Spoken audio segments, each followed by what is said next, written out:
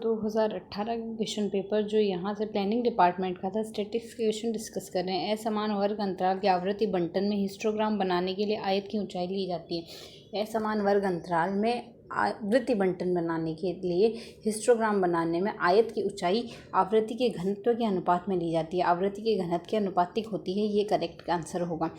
निम्न में हमें यहाँ से ये पाई चार्ट दिया हुआ है, तो यहाँ से पाई चार्ट के लिए अगर हम देखें, निम्न में से पाई चार्ट के लिए अगर यहाँ पर हमारे पास वैल्यू है,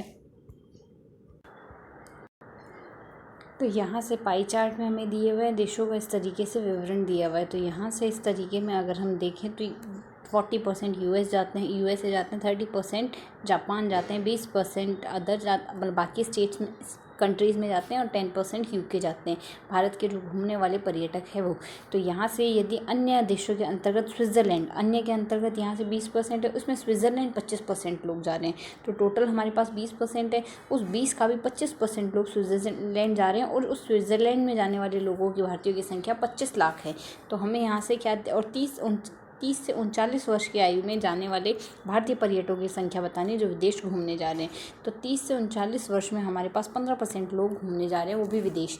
तो यहाँ से 20% तो अदर कंट्रीज़ में जा रहे हैं, उन अदर का ही 25% जो है वो स्विट्ज़रलैंड घूमने जा रहा है। तो स्विट्ज़रलैंड घूमने वाले इन लोगों की संख्या जो है वो यहाँ से कितनी आ जाएगी, 20 का 25% हमारे पास हो जाएगा। यहाँ से हम सॉल्व करेंगे, 4 आएगा और इसको कैंसिल आउट अगर करते हैं 4 को, तो 5 जाएगा 5%, मतलब टोटल 5% लोग स्विट्ज़रलैंड जा रहे हैं। तो इन 5% लोगों की संख्या कितनी दी गई क्वेश्चन के अकॉर्डिंग, इन 5% लोगों की संख्या 25 लाख दी हुई है।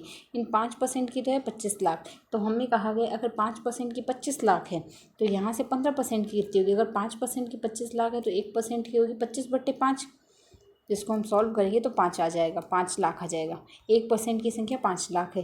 तो ऐसे ही 15% लोग विदेश घूमने जा रहे हैं, तो 15% की संख्या कितनी आ जाएगी, 15 गुणा 5, तो 15 गुणा 5 आ जाएगा 75 लाख। तो टोटल 75 लाख लोग हैं जो 30 से 39 वर्ष की आयु में विदेश घूमने जाते हैं। इस तरीके से इस क्वेश्चन को करना है।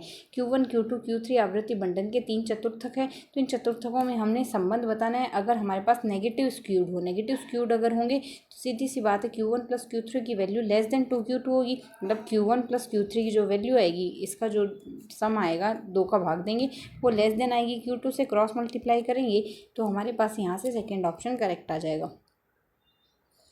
Next question number 25। एक विद्यालय में बस बच्चों के खड़े होने के स्थान से विद्यालय तक 40 किलोमीटर प्रति घंटा से जाती है और आते टाइम 60 किलोमीटर प्रति घंटा से वापस आ जाती है। तो विद्यालय की बस की औसत गति हमें बतानी है। तो यहाँ हार्मोनिक मीन लगेगा। हार्मोनिक मीन क्या होता है, 1/, राशियों का योग 2 संख्याएं तो n की वैल्यू आ जाएगी 2, बट्टे राशियों का यहाँ से हम 1/x लेंगे, मतलब उसका व्युत्क्रम लेंगे। तो यहाँ से 2 संख्या 2 है तो HM के लिए 2/1/40 आएगा प्लस 1/60 आ जाएगा। इसको अगर हम सॉल्व करते हैं तो यहाँ से इनका सॉल्व करने पर हमारे पास वैल्यू क्या आ जाएगी, यहाँ से हमारे पास इसकी वैल्यू आएगी, इसका लघुत्तम बनेगा 120, तो 2 गुणा 120 हो गया। और साथ ही बट्टे में राशि हमारे पास कितनी आएगी, यहाँ से 2 ये आएगी, यहाँ से आएगा हमारे पास 3 और यहाँ से आ जाएगा हमारे पास, यहाँ पर इसकी वैल्यू आएगी 2, 3 और 2 5, तो 2 गुणा 5/120 आ गई, यही वैल्यू तो आ रही है। तो यहाँ से आएगी 2 गुणा 5/120, 120 को हम कैंसिल आउट कर देंगे, यहाँ से कितनी वैल्यू आएगी, 2 बढ़ जाएगा 4/24, 24 दूनी कितना आ जाएगा 48। तो यहाँ पर हमारे पास टोटल वैल्यू कितनी है, 48 किलोमीटर/आवर, इसका करेक्ट आंसर होगा। प्रेक्षणों का हमें एक समूह दिया गया है, साथ ही हमने यहाँ पे दिया गया का मान 1 से औसत वर्ग विचलन 7 है और -1 से हमारे पास 3 है। तो मानक वर्ग विचलन हमें बताना है क्या होगा। तो अगर इस क्वेश्चन को हम सॉल्व करें तो यहाँ से 1 से जो मानक विचलन है वो हमें 7 दिया हुआ है, प्लस -1 से जो विचलन है वो हमें यहाँ से 3 दिया है। तो मानक विचलन का फॉर्मूला क्या होता है, 1/n some of x minus जिस भी अवयव से, जैसे x बार से या xi से हमें मानक विचलन दिया हुआ है उसका स्क्वायर इक्वल्स जो हमारे पास जो वैल्यू आई है वो। तो यहाँ से 1 से मानक विचलन 7 दिया हुआ तो इस तरीके से वैल्यू रख दी, और -1 से 3 दिया तो माइनस माइनस प्लस हो जाएगा। n को क्रॉस मल्टीप्लाई कर दिया, क्रॉस मल्टीप्लाई यानी वज्र गुणा करने पर हमारे पास यहाँ से ये वैल्यू आ गई। इसका हमने प्रसार कर लिया, जैसे a माइनस बी का होल स्क्वायर क्या होता है, a का स्क्वायर -2ab प्लस b का स्क्वायर। तो यहाँ से अगर हम देखेंगे सम ऑफ xi का स्क्वायर सम ऑफ 2xi, 2 हमने बाहर निकाले, 2 सम ऑफ एक्स आई हो गया, और साथ ही सम ऑफ 1 आएगा। n पदों तक इसका सम करेंगे तो 1 1 1 को अगर n पर जोड़ेंगे तो n आ गया ना, 7n आएगा। अब अगर इसको हम सिंप्लीफाई कर लें तो यहाँ से n का पक्षांतर कर लेंगे, 6n आएगा। ठीक इसी तरीके से इसको भी हमने एक्सपेंड कर लिया। इसको अगर हम एक्सपेंड करेंगे सम ऑफ एक्स आई का square 2 sum of x i plus 1 आएगा, इसमें 1 का पक्षांतरण करेंगे तो माइनस का 1 बन जाएगा, जो कि आ गया यहाँ से हमारे पास 2n। दोनों समीकरण आ गई। एक समीकरण से दूसरे समीकरण को घटा देंगे, प्लस माइनस टर्म्स आपस में जोड़ेंगे, दोनों टर्म्स आपस में कट जाएगी। तो यहाँ से वैल्यू क्या आ गई, 2 sum of x I square equals to 6 और 2 हो गया 8। इस 2 का क्रॉस मल्टीप्लाई कर देंगे, sum of X square X I square की वैल्यू आ गई। ये वैल्यू उठा के हमने समीकरण 1 में सब्सटीट्यूट करनी है। तो यहाँ से वैल्यू आ जाएगी 4n, और साथ ही इसको अगर सॉल्व करेंगे -2xi अपॉन 6n आ गया। कुछ इस तरीके से वैल्यू आएगी। इसकी जगह हमने 4n रख दिया, ये एज इट इज़ छोड़ दिया, बराबर 6n आ गया। इसका हम पक्षांतरण कर देंगे तो 6 - 4 2 आ गया, तो 2n आ गया। तो -2xi equals to 2 sum of xi equals to 2n, 2 से 2 कैंसल आउट हो गया, सम ऑफ xi की वैल्यू -n आ गई। अब हमारे पास हम जानते हैं सिग्मा की वैल्यू क्या होती है। सिग्मा की वैल्यू होती है यहाँ से sum of x I square upon N minus sum of X upon N का होल स्क्वायर। तो sum of x I X square भी है और सम ऑफ एक्स भी है। हमारे पास दोनों की वैल्यू रख दी, एक का 4n और एक का -n है। सॉल्व करेंगे, सॉल्व करने पर हमारे पास यहाँ से वैल्यू आ जाएगी, यहाँ से n से n कैंसिल आउट हो जाएगा, इसमें भी n से n कैंसिल आउट हो जाएगा। तो यहाँ तो 4 बनेगा और -1 का स्क्वायर प्लस 1 आएगा, 4 - 1 3 आ गया, √3 इसकी वैल्यू आएगी। तो यहाँ स्टैंडर्ड डेविएशन या मानक विचलन जो सिग्मा की वैल्यू आई है √3 आ गई, ये करेक्ट आंसर हो गया। नेक्स्ट क्वेश्चन कहता है 4 कंपनियाँ ए बी सी डी के 5 वर्षों तक का अध्ययन करने पर हमें ये जानकारी मिली है, जिसमें माध्य मूल्य हमें x बार की वैल्यू दी है, मानक विचलन हमें यहाँ से दिया हुआ है ये। तो हमने यहाँ से बताना है कौन सा शेयर ज़्यादा अधिक स्थिर है।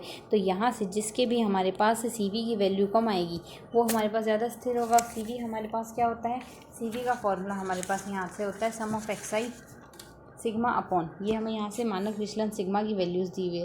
क्वेश्चन में सिग्मा की वैल्यू ये दी हुई है, एक्स बार की वैल्यू ये दी हुई है। सिग्मा CV की वैल्यू हमने निकालनी होगी sigma upon x bar into 100 करके।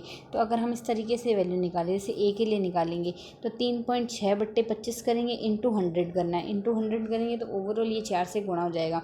इसको अगर हम सॉल्व करते हैं तो वैल्यू क्या आ जाएगी हमारे पास, यहाँ से इंटू 100 करेंगे, इसको सॉल्व करते हैं तो हमारे पास यहाँ से वैल्यू क्या आ जाएगी, 4 36 को 3.6 को 4 से गुणा कर लेंगे। तो इसको अगर हम बिना 100 से गुणा किए भी एवरेज वैल्यू निकालें तो इसकी वैल्यू हमारे पास क्या आएगी, 0.14 आ गई इसकी वैल्यू। इसी तरीके से इसकी वैल्यू क्या आ जाएगी, इसकी वैल्यू आ जाएगी 0.16, और इसी तरीके से 3/2 गुणा 100, तो इसका हमारे पास 0.15 वैल्यू आ गई, और इसकी वैल्यू आएगी हमारे पास 0.2। तो यहाँ से सबसे कम वैल्यू किसकी आई है, पॉइंट का 14, 16, 15 और 2 है, तो सबसे कम वैल्यू हमारे पास यहाँ से 14 वाली आई है। तो यहाँ से ए के शेयर सबसे ज़्यादा स्थिर है, ऑप्शन ए करेक्ट हो जाएगा। 2 चरों x तथा y के मध्य संबंध गुणांक सह संबंध गुणांक r की वैल्यू हमें गिवन है 0.6 गिवन है। u और v के मध्य, जहाँ u और v हमें ये दिए, इनके बीच में भी हमें कोरिलेशन कोफिशिएंट फाइंड आउट करना है। तो कोरिलेशन कोफिशिएंट अगर फाइंड आउट करना है u और v में देखें तो अगर u और v में हमारे पास x और y के साइन अगर सेम हो तो कोरिलेशन कोफिशिएंट वही आएगा जो x और y में है हमारे पास यहाँ से। पर x और y के अगर साइन डिस्टिंक्ट है, मतलब या तो एक प्लस एक माइनस है, अगर दोनों ही माइनस है या फिर दोनों ही प्लस है, साइन सेम रहेगा। अगर एक प्लस एक माइनस है उसके केस में साइन नेगेटिव आ जाएगा। तो यहाँ से इसके लिए r की वैल्यू 0.6 है, u और v में इनके साइन नेगेटिव है, इसलिए अपोजिट है, इसलिए -0.6 आएगा। ये आंसर करेक्ट होगा। माना ए व बी दो असंबंधित छद इस प्रकार है कि एक्स और वाई के मानक विचलन समान है, इनके मानक विचलन वेरियांस हमने यहाँ से इक्वल दिए हुए हैं। तो सही उत्तर हमें बताना है क्या होगा। तो अगर अब हम यहाँ से देखिए variance of x plus Y, variance of x plus Y क्या आएगा हमारे पास, यहाँ से वैल्यू आती है variance of x plus variance of Y. Variance of X आ जाएगा, प्लस में वेरियांस ऑफ वाई आएगा, प्लस में को वेरियांस ऑफ एक्स वाई आएगा। तो को वेरियांस अगर हम यहाँ से देखें हमारे पास एक्स और वाई दोनों क्या दिए हुए हैं, एक्स और वाई हमें यहाँ से इंडिपेंडेंट दिए हुए, एक्स और सह संबंधित है यानी अनकोरिलेटेड है। अगर कोई भी दो वेरिएबल अनकोरिलेटेड हो तो उनके हुए कोवेरियांस की वैल्यू क्या आएगी, कोवेरियांस की वैल्यू उनकी आएगी 0। तो यहाँ से अगर प्लस है तो कोवेरियांस सम होगा, बट 0 है तो इसलिए LHS तो आ गया variance of x plus variance of y. ठीक इसी प्रकार इसको अगर हम सॉल्व करते हैं, इसमें हमारे पास वैल्यू क्या आ जाएगी, इसमें हमारे पास वैल्यू आएगी सेम वही आएगी, variance of x plus variance of Y minus covariance of X Y. तो कोवेरियांस की वैल्यू 0 है, LHS और RHS बराबर आ जाएंगे। हमें सही नहीं है ये बताना है, तो ये स्टेटमेंट तो सही है। इसी तरीके से अगला स्टेटमेंट, अगले स्टेटमेंट में दिया covariance of X Y covariance of x plus Y X minus Y. तो यहाँ से पहले एक्स को एक्स के साथ लेंगे, फिर एक्स को माइनस वाई के साथ लेंगे तो बाहर माइनस आ गया। इसी तरीके से वाई को एक्स के साथ लेंगे प्लस आएगा, वाई को माइनस वाई के साथ लेंगे तो minus covariance of Y Y आ गया। तो यहाँ से इन दोनों की वैल्यू तो जीरो आएगी। कोवेरिएंस ऑफ एक्स एक्स को वेरिएंस ऑफ एक्स लिख सकते हैं और कोवेरिएंस ऑफ वाई वाई को वेरिएंस ऑफ वाई लिख सकते हैं। तो variance of x variance of y की वैल्यू बराबर दी हुई, तो इसकी वैल्यू हमारे पास आ जाएगी जीरो। तो उसमें भी जीरो ही कहा गया है। नेक्स्ट है हमारे पास कोरिलेशन कोफिशिएंट निकालना है। तो कोरिलेशन की वैल्यू क्या होती है, कोवेरिएंस ऑफ, यहाँ से एक्स और वाई अगर दिया है जो दो भी एलिमेंट लाइक अगर ये जेड दिया तो covariance of x Z upon variance of x variance of Z का स्क्वायर रूट आएगा। तो यहाँ से अगर हम देखें तो कोवेरिएंस पहले इसको सॉल्व कर लेंगे। पहले एक्स एक्स साथ आएगा, फिर एक्स वाई साथ आएगा। एक्स वाई की वैल्यू तो जीरो है तो सिर्फ एक्स एक्स बचेगा। एक्स एक्स को वेरिएंस ऑफ एक्स लिख सकते हैं। इसी तरीके से यहाँ से वेरिएंस ऑफ एक्स हो गया और इसको हम अगर सॉल्व करें तो variance of x plus variance of x हो जाएगा। ये दो का सम होगा तो टू वेरिएंस ऑफ एक्स आ गया, टू वेरिएंस ऑफ एक्स साथ ही स्क्वायर रूट आएगा और यहाँ वेरिएंस ऑफ एक्स सही अंडर रूट एम गुना अंडर रूट एम एम होगा। तो ये दोनों मिलके यहाँ से इससे कट जाएंगे, 1/√2 बचेगा। तो यही 1/√2 वैल्यू दी है। अब एक लास्ट ऑप्शन और है, इसमें अगर हम यहाँ से देखें तो इसकी वैल्यू भी वही आएगी, कोवेरिएंस ऑफ एक्स वाई को और minus covariance of x x. तो ओवरऑल यहाँ से इसके न्यूमिनेटर या अंश में माइनस आ जाएगा, हर की वैल्यू तो सेम ही रहेगी। तो यहाँ से -1/√2 हो जाएगा। बट स्टिल हमारे पास यहाँ से इस ऑप्शन में प्लस दिया हुआ है तो ये स्टेटमेंट हमारे पास इनकरेक्ट होगा। बाकी तीनों की वैल्यू हमने क्रॉस टैली कर ली है, किस तरीके से हमारे पास सही आई है। नेक्स्ट क्वेश्चन अगर देखें, यदि चरों x व y के मध्य सहसंबंध गुणांक -1 है, x और y के मध्य -1 है यानी पूर्ण सहसंबंध है, तो y का x पर समाश्रय गुणांक y ऑन x हमारे पास समाश्रय regression coefficient, then the regression relation between coefficient y on x and x on y are. मतलब अगर -1 है यानी दोनों रेखाएं एक दूसरे पे अधिरूपित है, -1 है तभी तो यहाँ से ये पूर्ण सहसंबंध बन रहा है। अगर -1 बन रहा है तो यहाँ से bxy और bxy इनकी वैल्यू भी नेगेटिव ही आएगी। साथ ही हम जानते हैं r इक्वल्स टू क्या था, square root of bxy into byx। यहाँ से ये वैल्यू आती है और जो r का साइन होता है वो सेम साइन इन दोनों का भी होता है। मतलब इसका भी साइन नेगेटिव होगा, इसका भी साइन नेगेटिव होगा। तो हम जानते हैं यहाँ से अगर हमारे पास 1 आ रहा है तो हमारे पास ओवरऑल वैल्यू क्या आएगी, यहाँ से इन दोनों का गुणा 1 के बराबर होगा। माइनस माइनस तो प्लस हो ही जाएगा ना, तो यहाँ से ये ऑप्शन करेक्ट बनेगा। इसका गुणांक -1 के बराबर नहीं आएगा। स्क्वायर रूट के अंदर -1 नहीं हम लेते हैं, हम लास्ट में वैल्यू -1 लेते हैं क्योंकि हम जानते हैं यहाँ से अगर 2 वैल्यू प्लस है तो तीसरी वैल्यू भी प्लस ही आएगी। The two line of regression are given by, हमें यहाँ से लाइन ऑफ रिग्रेशन कुछ इस तरीके से दिए गए हैं, इसके मीन हमने फाइंड आउट करने और साथ ही हमने यहाँ से इनके बीच में कोरिलेशन कोफिशिएंट फाइंड आउट करना है। तो यहाँ से अगर हम देखें इसको अगर हम देखें तो x इसके केस में हमारे पास 2 3 और 3 दो ही वैल्यू दी है। तो यहाँ से x की जगह 2 और y की जगह 3 रख के देख लें या y की जगह 2 और x की जगह 3 रख के देख लें। तो यहाँ से अगर हम 3 2 वाली वैल्यू रख के देखते हैं, x की जगह 3 रखते हैं तो x की जगह 3 रखने पर क्या आएगा 9 और y की जगह 2 रखने पर 4, 9 - 4 = 5। मतलब 3 2 वाली वैल्यू मैच हो रही है। इसी तरीके से इसी ऑप्शन में इसी इक्वेशन में हम यहाँ से 2 3 भी रख के देख सकते हैं।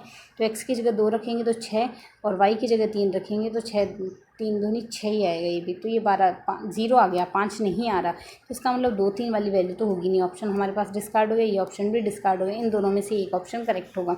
तो यहाँ से अब हमने r की वैल्यू निकालनी है। तो यहाँ से अगर x ऑन y निकालें, रिग्रेशन लाइन निकाल लें x ऑन y, तो इसकी वैल्यू हमारे पास क्या आ जाएगी, यहाँ से पक्षांतरण करेंगे 2/3 आ गया। और इसके केस में हमारे पास यहाँ से क्या वैल्यू आएगी 3/8। तो 2/3 और 3/8 का अगर गुणा करेंगे, यहाँ से 2 से 8 को काट देंगे 4 आ जाएगा, 3 से 3 कट गया तो 1/4 आ गई। 1/4 का हमने स्क्वायर रूट करना होगा तो वैल्यू 1/2 आएगी। 1/2 की वैल्यू हम 0.5 लिख सकते हैं। तो 0.5 से हमारे पास यहाँ से ये सेकेंड ऑप्शन करेक्ट हो जाएगा। One observation is drawn from a population with PDF हमने यहाँ से गिवन। इसका ये क्रिटिकल रीज़न है, h थीटा की वैल्यू 1 है अगेंस्ट h1 की वैल्यू 2 है, थीटा की वैल्यू 2 है। देन हमें साइज़ ऑफ टेस्ट बतानी। साइज़ ऑफ टेस्ट होती है फर्स्ट टाइप एरर, यानी अल्फ़ा की वैल्यू हमने निकालनी है। अल्फ़ा की वैल्यू क्या होती है, प्रोबेबिलिटी। जब हम h0 को यहाँ से क्या करते हैं, प्रोबेबिलिटी h0 को रिजेक्ट करते हैं और साथ ही वो ट्रू हो, मतलब h0 एक तो ट्रू होनी चाहिए, साथ ही हमने उसे रिजेक्ट कर दिया। h0 अगर ट्रू है तो h0 की जगह थीटा = 1 लेना है। थीटा = हमने 1 लेना है। क्रिटिकल रीज़न हमारे पास ये दिया है। तो थीटा की जगह अब जैसे ही 1 रखोगे, ये 1 - 1 0 में चला गया। तो ये वैल्यू थीटा की जगह 1, यानी यहाँ से सीधा सीधा इंटीग्रेशन dx ही आएगा। अब लिमिट क्या लगानी है, 0.8 से बड़ी लेनी है, 0.8 से बड़ी लेनी है और साथ ही x की वैल्यू 0 से 1 के बीच में लेनी है, मतलब वैल्यू लेनी है 1 तक हाईएस्ट इतनी लेनी है। तो अब अगर इसको सॉल्व कर दें, dx का समाकलन x आएगा, तो x की value 1 minus 0.8, 1 minus 0.8 overall alpha की वैल्यू क्या आ गई 0.2। तो इस तरीके से हमने 0.2 निकाल लेना है। दोनों स्टेटमेंट रीड करने हैं, हमने बताना है इसमें से कौन सा स्टेटमेंट ट्रू है स्टूडेंट टी टेस्ट के लिए। अगर स्टूडेंट टी टेस्ट के लिए in the equality of two population means, दो पॉपुलेशन मीन इक्वल है, यूजिंग टी टेस्ट यूज़ कर रहे हैं। पॉपुलेशन मीन्स तो हमारे पास इक्वल है, टी टेस्ट हम यूज़ कर रहे हैं, देन कौन से एजम्पशन ट्रू होंगे। तो यहाँ से अगर हम देखें हमारे पास एजम्पशन कौन कौन से दिए हैं, sample should be drawn from normal. अगर हमारे पास मीन इक्वल है, दो क्या लिए हैं हमने, पॉपुलेशन लिए, उनकी मीन इक्वल है, तो अगर हम सैंपल लेते हैं तो sample normal distribution normal population से ही होनी चाहिए टी टेस्ट के लिए। तो ये रिजल्ट तो ट्रू है। उनकी वेरिएंस भी इक्वल होनी चाहिए और नॉन होनी चाहिए, ऐसा कोई ज़रूरत नहीं है, वेरिएंस अननोन भी हो सकते हैं, तो उसके केस में हमारे पास ये स्टेटमेंट गलत रहेगा। तो टी टेस्ट के लिए सैंपल अगर हम यहाँ से मीन इक्वल ले रहे हैं, टू में इक्वलिटी ऑफ मीन अगर इक्वल ले रहे हैं, तो जो सैंपल है हमारे पास नॉर्मल पॉपुलेशन से ही होनी चाहिए। तो only first statement is correct here. Critical reason for the testing of null hypothesis against the simple alternative hypothesis said to be unbiased। Unbiased हमारे पास कब कहा जाता है कोई भी टेस्ट, जब हमारे पास पावर ऑफ टेस्ट, पावर जो आती है वो हमारे पास लेस देन इक्वल्स टू आ जाए साइज़ की। तो पावर हमारे पास क्या होती है 1 माइनस बीटा, साइज़ हमारे पास क्या लेस देन इक्वल्स टू आ जाए, साइज़ होती है अल्फा। तो ओवरऑल अगर इसको सॉल्व करें alpha plus beta must be less than equals to 1, second option हमारा करेक्ट होगा। Random sample size n is drawn from normal distribution से ड्रॉन की गई है, ये हमें यहाँ से वैल्यूज़ दी है। तो ये क्वेश्चन आरपीएससी से ने डिलीट कर दिया था, इसमें फर्स्ट और थर्ड ऑप्शन दोनों ही सिमिलर ऑप्शन, आरपीएससी ने ये 35वां क्वेश्चन डिलीट कर दिया। Next question number 36। Question number 36 अगर यहाँ से देखें तो हमें लास्ट पेयर और पास्ट चेन का हमने रेशियो दिया हुआ 28:27 और साथ ही फिशर आइडियल दिया हुआ है 7/3 का अंडर रूट। एक्स और वाई की वैल्यू निकालनी है। तो अगर एक्स और वाई की वैल्यू निकालनी है तो यहाँ से हम इसमें क्या मेथड काम में लेंगे, मेथड अगर सॉल्व करें तो हमने सबसे पहले फार्मूला देखेंगे। लास्ट पेयर का फार्मूला हमारे पास क्या होता है, लास्ट पेयर इंडेक्स का हमारे पास फार्मूला होता है, सम करना होता है हमने यहाँ से। बेस हमारे पास बेस वैल्यू रहेगी यहाँ से, और P0 Q0 ये हमारे पास क्वांटिटी बेस ईयर की रहेगी। और पास्ट में हमारे पास क्या होगा, जो क्वांटिटी आएगी वो करंट ईयर की आएगी। तो Q1 और P0 Q1 कुछ इस तरीके से वैल्यू आएगी। तो अब अगर वैल्यू निकालें, लास्ट पेयर की वैल्यू हमारे पास इसके अंदर आ क्या जाएगी, लास्ट पेयर की वैल्यू हमारे पास P1 को गुणा करना है, ये तो P1 है, P1 को Q0 से गुणा करना है, तो वैल्यू क्या आएगी 4 और यहाँ 16, 4 और 16 क्या आएगा 20, 20 + 4x आ गया बट्टे। इसी तरीके से यहाँ से P0 को गुणा करना है Q0 से कुछ इस तरीके से आएगी। तो 4 यहाँ से 8 यहाँ से 8 4 12, 12 + 3x ये वैल्यू आएगी। ये तो लास्ट पेयर की वैल्यू आ गई। इसी तरीके से पास्चे के लिए अगर हम निकालते हैं तो वैल्यू क्या आएगी, पास्चे की वैल्यू हमारे पास आएगी यहाँ से Q1 से करना है। Q1 हमारे पास ये है, Q1 से मल्टीप्लाई करना है, पहले तो P1 को करना है। तो 6 यहाँ से और 8 यहाँ से, 8 6 14, 14 आ गया, 14 + 4y आ गई वैल्यू हमारे पास बट्टे। इसी तरीके से यहाँ से Q1 से मल्टीप्लाई करना है P0 को, तो वैल्यू क्या आएगी 6 यहाँ से और 6 यहाँ से 12, 12 + 2y आ गई हमारे पास, ये वैल्यू आ गई। तो अब अगर हम इसको सॉल्व करें तो वैल्यू क्या आएगी यहाँ से, तो ये हमारे पास लास्ट पेयर की वैल्यू आ गई, पास्ट चेक की आ गई। इन दोनों का अनुपात 28:27 दिया हुआ है, तो 28/27 last pair upon past check ये वैल्यू आ गई। तो अगर हम यहाँ से देखें, इसमें हमारे पास हमने सॉल्व कर लिया है। अगर यहाँ से हम देखें इसमें अंश और हर में 2 का भाग चला जाएगा, ये 7 + 2y हो गया, ये 6 + y हो गया। तो ये हमने कुछ इस तरीके से इसे सॉल्व करके ही लिख दिया। तो अब अगर इसे और सॉल्व कर लें, यहाँ से ये 2 से डिवाइड हो जाएगा, अंश यहाँ 2 का भाग देंगे तो वैल्यू क्या आएगी 10 + 2y, तो 10 + 2x हो गया, सॉरी। इसी तरीके से 28 में 2 का भाग देंगे 14 हो जाएगा, और हर में हम यहाँ से 3 का भाग दे सकते हैं, तो 4 + x हो गया, यहाँ से 9 आ गया। तो अब अगर ऑप्शन से हम क्रॉस टैली करते हैं तो जो ऑप्शन मैच होता है एक्स और वाई की, इसी में वैल्यू रख देते हैं ना, सेकंड इक्वेशन हमने निकालने की ज़रूरत नहीं पड़ेगी, सेकंड निकालने की ज़रूरत नहीं पड़ेगी। जो एक्स और वाई से जो वैल्यू मैच हो रही है वो हमारे पास यहाँ से इसके लिए करेक्ट आंसर हो जाएगी, तो वो होगी यहाँ। तो हम डायरेक्टली यहाँ से ऑप्शन से रख सकते हैं। थर्ड ऑप्शन करेक्ट हो जाएगा, x की जगह 2 और y की जगह 4 रख के। नेक्स्ट है consumer price index number for the year 2015 and 2016 will be the base year of 2010। अगर बेस ईयर 2010 हो तो कंज्यूमर प्राइस इंडेक्स 2015 के लिए 320 आएगा, 2016 के लिए 400 आएगा। तो हमने यहाँ से आधार वर्ष में परिवर्तन करने के बाद क्या करना है, बेस ईयर का प्राइस इंडेक्स निकालना है। तो कंज्यूमर प्राइस इंडेक्स अगर निकालना है तो अगर चालू वर्ष का सूचकांक, चालू वर्ष हमारे पास कौन सा है, 2016 का सूचकांक क्या दिया हुआ है, 400, और आधार वर्ष यानी 2015 का सूचकांक क्या दिया हुआ है, 320। तो ये आएगा हमारे पास 15। अगर आधार वर्ष को हम परिवर्तित कर दें तो परिवर्तन के बाद सूचकांक बनेगा ये। तो इसको अगर हम सॉल्व करें तो यहाँ से 4 के पहाड़े से अगर हम यहाँ से देखें, इसको 0 से 0 कट जाएगा, ये आएगा 10 और ये आएगा 8।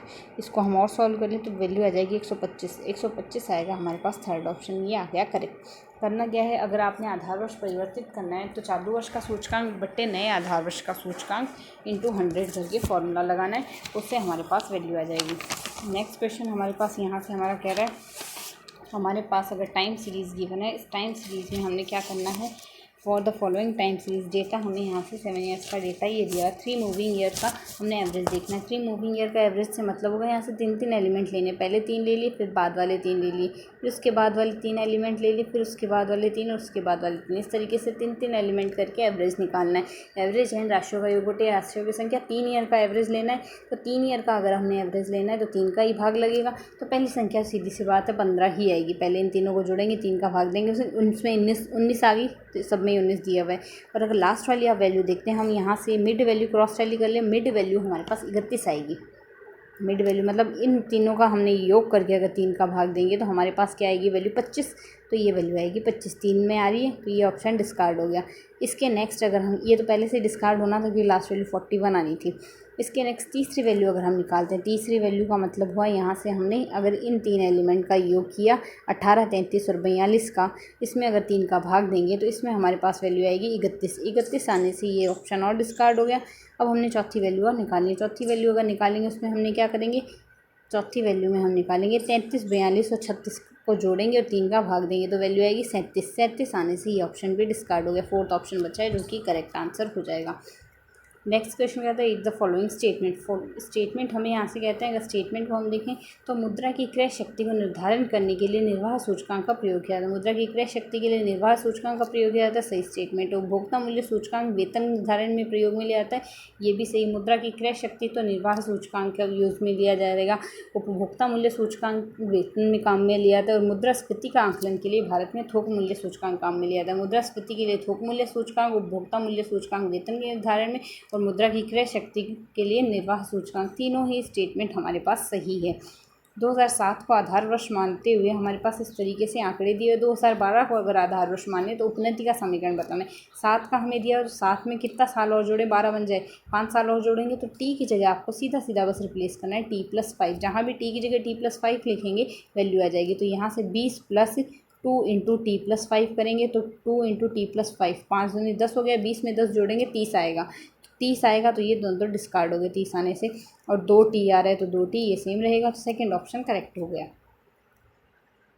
काल श्रेणी के घटकों का मिलान करते हुए हमने उसमें सम्मिलित करना है। तो सम्मिलित अगर करें काल श्रेणी के घटकों का हमने यहाँ से मिलान करते हुए, तो उपनति हमारे पास कौन सी पद्धति है, उपनति है चल माध्य की पद्धति। तो उपनति पद्धति है एक तो हमारे पास चल माध्य की, यहाँ से उपनति चल माध्य की पद्धति है। मौसमी घटक जो है श्रृंखलित आपेक्षिक पद्धति के, मौसमी घटक श्रृंखलीय आपेक्षिक परिवर्तन के, चक्रीय घटक हरात्मक विश्लेषण के, चक्रीय घटक हरात्मक विश्लेषण के, और यादृच्छिक घटक वेरिएट डिफरेंस पद्धति के। उपनति चल माध्य की रीति है, मौसमी घटक श्रृंखलीय आपेक्षिक परिवर्तन है, चक्रीय घटक वेरिएंट डिफरेंस पद्धति के, और यादृच्छिक घटक हमारे पास चक्रीय घटक हरात्मक विश्लेषण के, और यादृच्छिक घटक वेरिएंट डिफरेंस मेथड के। तो इसमें जो भी ऑप्शन मैच होगा वो हम यहाँ से करेक्ट कर सकते हैं। ये क्वेश्चन आरपीएससी ने क्वेश्चन नंबर 45 डिलीट कर दिया था। कहता है कौन सा स्टेटमेंट गलत है, हमें ये बताना है। तो अगर गलत स्टेटमेंट के लिए देखें तो जो एफिशिएंसी होती है, efficiency of a cluster sampling increases, cluster sizes decreases, मतलब गुच्छ प्रतिचयन अगर है तो गुच्छ प्रतिचयन की दक्षता बढ़ेगी यदि गुच्छ का आकार कम है। ये स्टेटमेंट सही है हमारे पास। नेक्स्ट है हमारे पास the cluster in cluster sampling entire cluster taken as sampling unit. गुच्छ प्रतिचयन में पूरा गुच्छ जो है एक प्रतिचयन इकाई के रूप में लिया जाता है, ये भी सही है। और नेक्स्ट है हमारे पास गुच्छ प्रतिचयन के अंतर्गत अध्ययन करने पर आने वाली समष्टि की प्रत्येक इकाई को किसी एक सिर्फ गुच्छ में ही होना चाहिए। मतलब आने वाली प्रत्येक इकाई को किसी एक और सिर्फ एक ही गुच्छ में होना चाहिए। मतलब एक यूनिट ऐसा नहीं, एक से ज़्यादा उसमें क्लस्टर में हो सकती है। तो क्या क्या है, क्लस्टर की एफिशिएंसी तब ज़्यादा होगी जब क्लस्टर का साइज़ हमारे पास छोटा होगा। और क्लस्टर पूरा का पूरा क्लस्टर एक सैम्पलिंग यूनिट की तरह लिया जाएगा। और जो सारी यूनिट्स है क्लस्टर के अंदर वो हमारे पास रिस्पॉन्ड करती है, एक यूनिट एक ही क्लस्टर में आएगी केवल एक में। तो यहाँ से ये स्टेटमेंट इनकरेक्ट होगा, बाकी तीनों स्टेटमेंट सही होंगे। और two stage sampling is more efficient than the single stage sampling if correlation between the unit of the first stage is negative. हमारे पास क्या कहा गया है इसमें, टू स्टेज सैम्पलिंग है वो हमारे पास ज़्यादा एफिशिएंट होगी। कब होगी, जब हमारे पास यहाँ से सिंगल स्टेज सैम्पलिंग में कोरिलेशन होगा वो नेगेटिव होगा, उसके केस में ज़्यादा एफिशिएंट होगी।